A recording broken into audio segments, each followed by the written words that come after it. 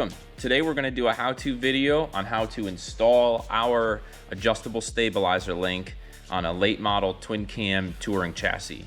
These fit on a lot of different chassis, but this is what we're going to show you. It's very basic. This is my personal bike. The stabilizer link is located on the front cylinder. It attaches to the chassis and the cylinder via a bracket. We're going to go through all the different steps, the tools you need, opening the box. We'll show you the part start to finish and make sure that this is an easy process. We're going to be doing this on the kickstand. I have it blocked up a little bit to take away some of the lean. You can do this on the kickstand in your garage. You could do it on a lift. You could do it on a table. It's really easy to do, and just about anyone should be able to do this with basic hand tools. I don't have my factory one any longer, and I apologize for that. But the factory ones have a lot of issues.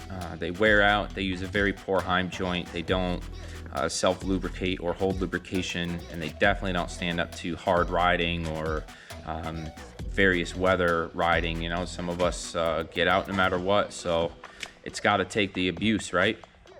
Ours come a couple different ways, and all of them are a huge upgrade over factory. We have a 4130 version, which is currently a welded version.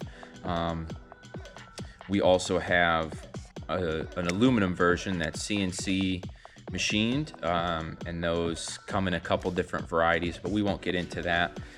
All of them use the same rod ends. They're race style rod ends. They use nylon fiber matrix, which is a nylon hybrid. They are self-lubricating, they upkeep really well, they're very low maintenance, they're rebuildable, and we do sell repair kits and rebuild kits, so you really can't go wrong with it. Even our hardware is kind of special. We use stainless shoulder bolts that are a direct fit to the rod ends, the heim joints, and they are also black oxide coated for maximum corrosion resistance. The factory ones they're full thread, which is kind of a no-no for a part like that, really, and they tend to corrode a lot and get stuck in the frame. You hear about a lot of stories of them breaking and having to get drilled and tapped out, and let's just avoid that. Good hardware. And being that they're adjustable just really helps. If you highly modify your bike or are having driveline issues, these will allow you to align your driveline via the front adjustable link. And all that combined really just makes for kind of a bulletproof unit. You know, it can take the abuse. They're on track bikes, they're on street bikes, they're on show bikes.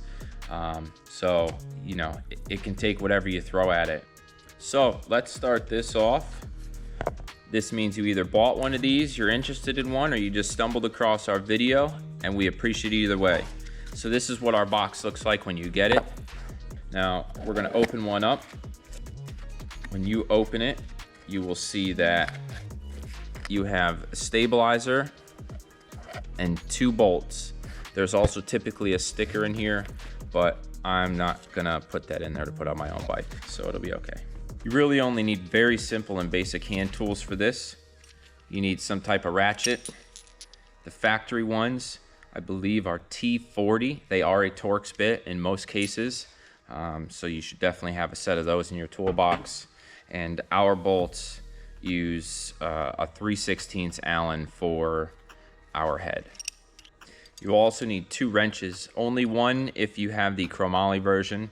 You will need a 9/16 and a 3/4.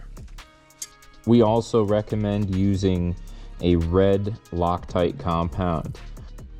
All right, so let's get into it. Your first step is going to be to level out the bike the best you can. I'm doing it on a kickstand just to kind of show that it can be done easily in your driveway or your garage or something like that. Obviously a table or a lift is best, but it can be done just as easily. Level it out the best you can, and then you're going to jump right into it with the tools. Okay, so we're going to start by removing the bolts. Factory uses the Torx bolts, which I do not have, so I already have one of our adjustable stabilizers. So we'll be removing it with the Allen. So we're going to take both out. Your engine may move just a little bit, nothing to worry about.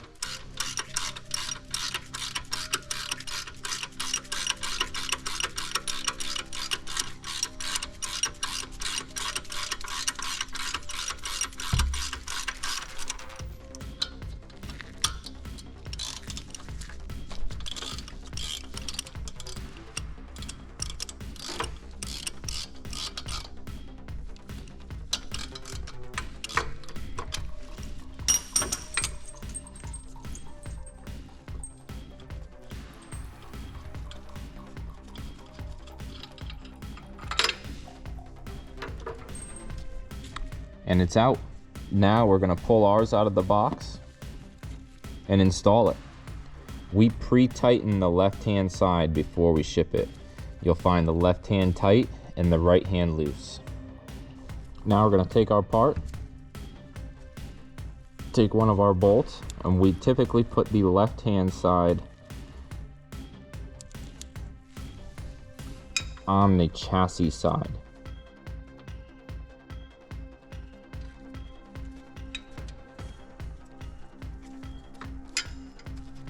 And you can go ahead and thread that all the way in and tighten it.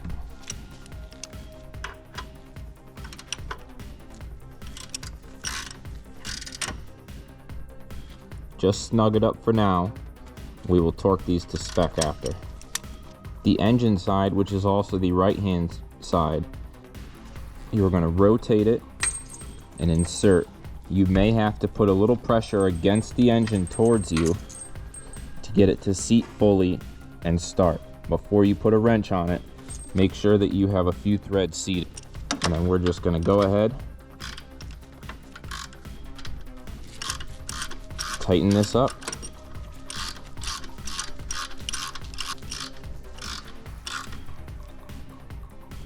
And again, we'll torque this in a moment.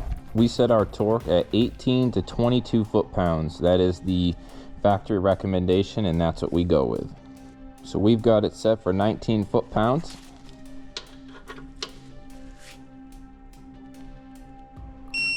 We'll go ahead and torque both of these. Now, while leaving the plastic on, we're going to grab the adjuster and we are going to tighten the right hand nut. Get it hand tight to start.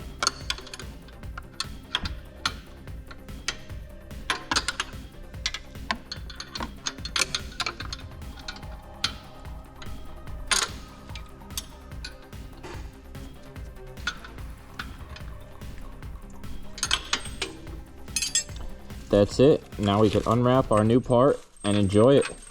Now it's recommended that if you need to make any driveline adjustments, to loosen both jam nuts and adjust accordingly. In that case, you should have your chassis level and angle gauges on both your brake rotors as one indicator and your drive line as another indicator. You can also do somewhere off of your crankcase that is direct with a shaft. But don't worry, we set ours to the factory length that the majority of all the touring twin cams and M8s come from the factory. They share the same part number, and we use that to use as our measurement guide. And that's it. We've successfully installed our stabilizer and are ready to go hit the road. Thanks.